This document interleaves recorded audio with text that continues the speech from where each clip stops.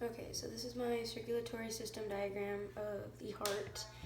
And so for the explanation, so first things first, the unoxygenated blood, which is kind of just the blood that's been used up from your body and it needs to be resupplied with oxygen, enters the heart through the superior and inferior vena cava, which is there and there.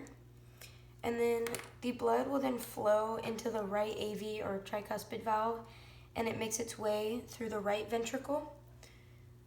That would be the right here, right AV, tricuspid valve.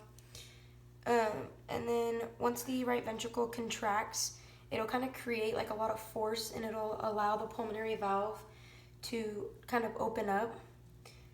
And then after going through the pulmonary valve, the blood goes through the pulmonary valve and into the pulmonary trunk. Pulmonary trunk is right here.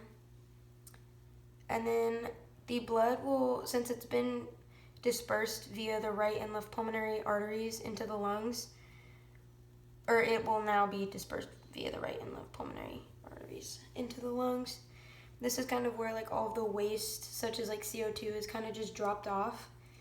And then once the waste is kind of unloaded, blood will go through the pulmonary veins to the left atrium. Left atrium is right here. And then after the blood travels to the left atrium, that blood will flow through the left AV valve right into the left ventricle. And left ventricle is right here. And then the left ventricle will contract just like the right ventricle did, and it forces the aortic valve to kind of open up just like the other one did. And then now that the aortic valve is open, the blood goes on through it and into the aorta. The aorta is right here.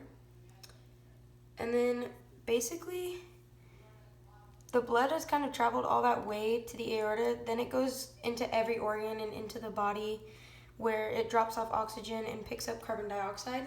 So again, it's kind of like that filtration system. And then after that, the used up blood returns to the heart via vena cava, and the process just starts all over again, and it just filters through.